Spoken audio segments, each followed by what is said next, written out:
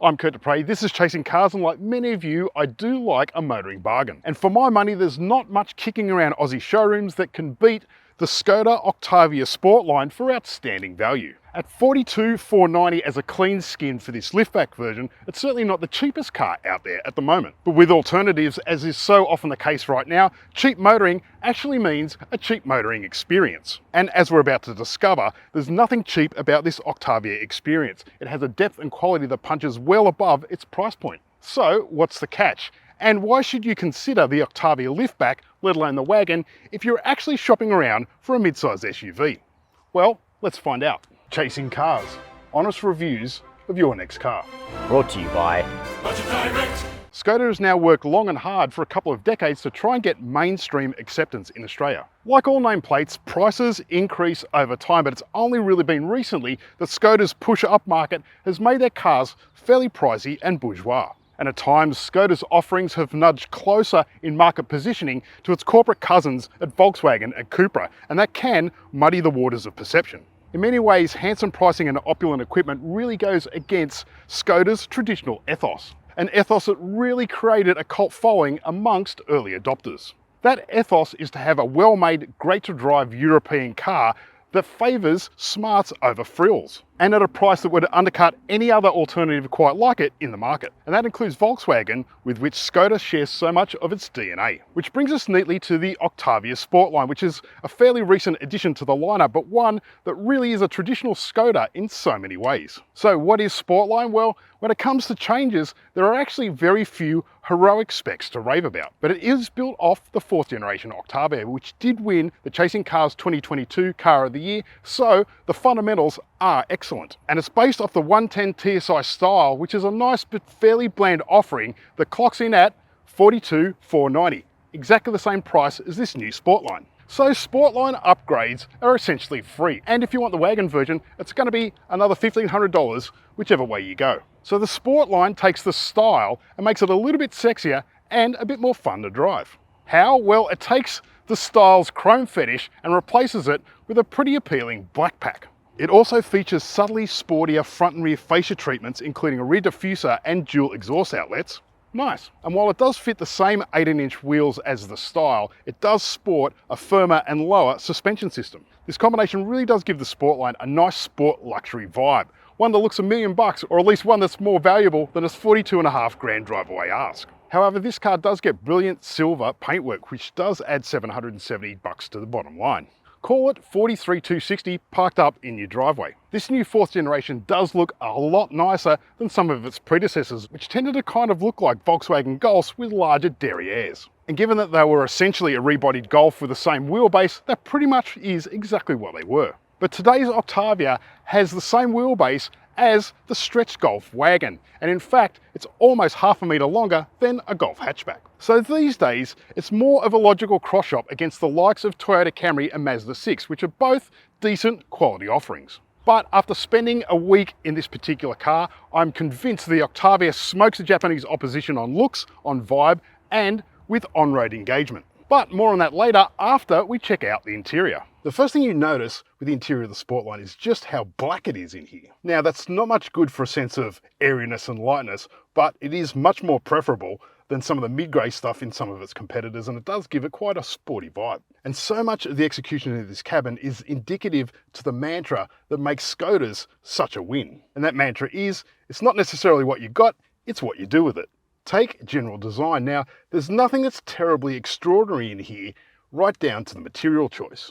But the design is very thoughtful and the execution is classy and mature. And then there are the seats, which are trimmed in cloth and just have mechanical adjustment, even for the driver's side. But this so-called sport comfort seat design is really fantastic. They're fantastically shaped with lots of serious bolstering for a lot of sporting purpose, but the padding in the seats allow them to really offer a lot of long-term comfort. So the seats are a real win because Skoda invested where it really mattered. Now, you can get a little bit fancy if you start ticking options boxes, so you can get fully electric pews that do cost an extra $3,200. That particular bundle also gets seat heating front and outboard rear. You also get 3-zone climate control, 5 USB-C ports, and digital radio. It's really going to be personal preference as to whether any of that is necessary, but for me, it's a hard pass. The seating is sporty and low slung, the ergonomics are excellent, and the steering wheel is utterly fantastic. The wheel has a lovely perforated rim and paddle shifters, plus these fairly neat little rollers, though they do feel a little bit plasticky, much like the snickety little transmission controller. Then there's the dash and the door design. Now everything looks very classy and mature, even though some of the materials aren't that upmarket. So when you take the dash fascia, you get soft touches on the top, a fabric on the front fascia, some neat little piano black, and it's also soft plastic just underneath. So just how they blended those materials is actually really clever. Then there are the digital displays. Now the driver's screen is a 10.25 inch, which isn't terribly big, but it's pretty good for a base model car that is around 42.5 grand. It's colourful, sharp, easy to read, and you can adjust the skins so that you can see the mapping underlaid underneath the speedo. Then there's the media screen, and I found this actually quite interesting. It's only 10 inches in size and does have a large frame, though Skoda has put some handy shortcut buttons in it. But it wasn't until a few days into my experience when I was parked up and I had my reading glasses on that I noticed that it's actually quite low resolution. But I'd only noticed it when I was staring at some picture icons in Apple CarPlay. Now that was worth pointing out, but frankly I don't really care because the rest of the media system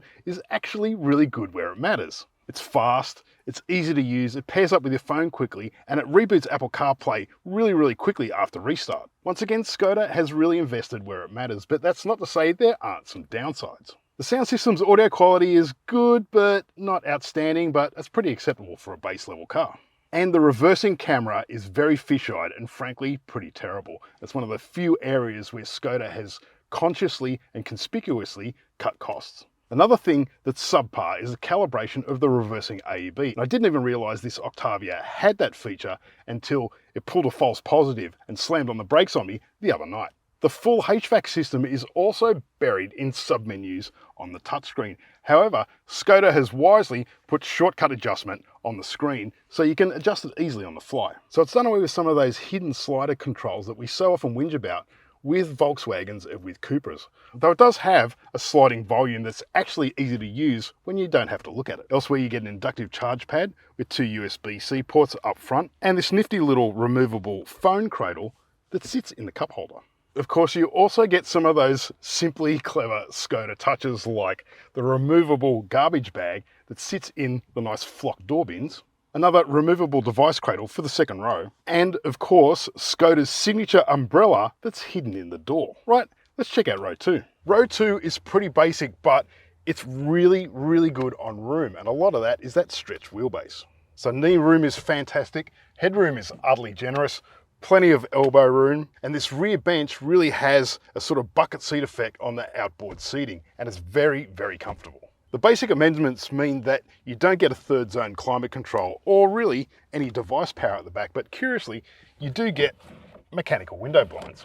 There's probably plenty of room here for 3 adults, but probably best treated here as a 2 adult proposition. In terms of extra amenities, you also get a neat fold down armrest with cup holders and one other of those simply clever little Skoda tricks. You get a little device cradle that pops in there that holds your devices. How cool is that? Add outboard ISOFIX mounting points and this really is certifiably a family-friendly vehicle. But on that, we're going to have to check out the boot. Disclosure time, I come from a family of Skoda tragics, and at one point between my father and my brother, they owned 3 Octavia wagons. And if it was me, I would splurge the extra $1,500 for the big boot body style. But check this out. Given that it's a liftback and not a sedan, the load through to the boot is utterly fantastic. And then there's the volume. It's a whopping 600 litres, which is more than Skoda's own mid-size Karoq SUV, and only 40 litres less than the wagon. And then there are some of those smart Skoda tricks, such as this neat adjustable vinyl storage tray, a thick rubber mat on the floor, some elasticized netting that secures the week's groceries, a neat hook for the kids to hang their backpacks on, and even a hammock for your cat. Add the generous second row seating, and this is certifiably a fantastic family car and a genuine alternative to your average mid-size SUV. But the thing is, the Octavia drives much better than your average SUV, and that's where we're going to head next. Hit the road, and once again, the Skoda challenges perception with an impressive reality. So on paper, the Octavia Sportline only offers 1.4 litres of front drive power. And it only fits an 8-speed conventional torque converter automatic rather than the techier dual clutch design. And it only fits the cost-effective torsion beam rear suspension design rather than the more complex multi-link system. And yet what Skoda's managed to massage out of the Sportline suspension punches really well above what it suggests on the form guide. Now, convention is that Skoda has traditionally gotten Volkswagen's technical hand-me-downs. Not always, but for the most part. So it doesn't fit the latest 1.5 litre turbo and dual clutch powertrain available in the Volkswagen group, but the older 1.4 and slush box. But what it does with 1.4 litres is really impressive. But despite only offering 110 kilowatts, this engine is really surprisingly energetic. Response is reasonably crisp, particularly when you put it in sport mode, and it does have a nice little sort of mid-range torque hump that the 8-speed does a really good job of harnessing where and when you want it. And it's actually surprisingly refined too. It piles on the pace quite seamlessly. And you don't get any of those low-speed gremlins that you can sometimes get with Volkswagen powertrains when you match a boosted little engine with a dual clutch transmission. Fact is, sometimes the older technology does really benefit from much longer development and more polished evolution. Part of the reason why this car feels lusty is that it's not pushing along a lot of inertia. Fact is despite the considerable size, it only really tips the scales at around 1,400 kilos. And that really does help it when it comes to things like acceleration and dynamic handling. Sure, the torsion beam rear end could be the poor cousin in the suspension design family. However, it can be really effective if it's tuned and calibrated really well, particularly with deft tuning and when it's combined with the MQB Evo platform as fitted here, which is shared with the likes of Audi's A3 and Cupra Formentor. So the Sportline gets a lower and 15% firmer suspension tune than what is offered on the style. But really the first thing that I notice is just how compliant it is. It just wafts over speed humps and large road bumps with consummate composure. It doesn't crash through big hits, and in fact, it almost feels a little too soft at times, but not to the sacrifice of body control. And it doesn't boom in the rear end like this torsion beam suspension design can tend to do. So the refinement is very high, and it's actually a very nice car to live with. Then you tip it in a corner and out comes that well-honed dynamic character that you do expect from a finely sorted European sedan. There's nothing sharp or edgy about its sporty character. However, it's an extremely fluid car, which is typical of those that have the MQB Evo underpinnings. And it's a really satisfying thing to punt when you do start hooking it hard in the corners. Points well and it grips up nicely, despite only using 225mm wide tyres. In short, there's a real depth and quality to the driving experience that belies this car's price point. It's not the hero that its 2-litre RS stablemate is, but then again, it's not trying to be. The Octavia is covered by Skoda's excellent 7-year unlimited kilometre warranty. Skoda also offers a 7-year 105,000 kilometre servicing pack for $2,750, or around roughly $400 per visit, which is starting to get up there. Then there's fuel consumption. Now the combined claim is a fairly stunning 5.7 litres combined. However, in my week with this car, it hovered more closely around the 7 mark. And one other consideration is that it does require 95 RON premium fuel. On the safety front, it is a 5-star ANCAP proposition and does fit a wide variety of active systems. And in my week with the car, none of them seem to glitch or fault other than the aforementioned reversing AEB. I admit it, I'm a long-time Skoda Octavia admirer. I've driven umpteenth examples over 3 generations of Octavia in Australia, and frankly, I get it. I've also assessed umpteenth Toyota Camrys, Mazda 6s, and Hyundai i30 sedans, which you would logically cross-shop with the Skoda Octavia liftback. And for similar outlay to this Sportline, you can only really get into base or very low entry-level versions of any of its competition. And I don't need any of those rivals here to tell you that as an all-round proposition, the Skoda is absolutely the superior choice. And that none of those rivals have ever come close to being our car of the year does add some weight to my verdict. In short, the Sportline comes with a very, very long list of virtues and not a lot of things to complain about. Yes, with money no object, I would, like any Skoda sympathiser, choose an RS wagon, but that is 58.5 grand drive away, which is still a bit of a bargain. But even if you ticked all available options and paid up front for 7 years worth of servicing, this Sportline would still clock in at under 50 grand parked in your driveway. However, at 42.5 grand drive away without the fancy paint, this Sportline really does represent classic Skoda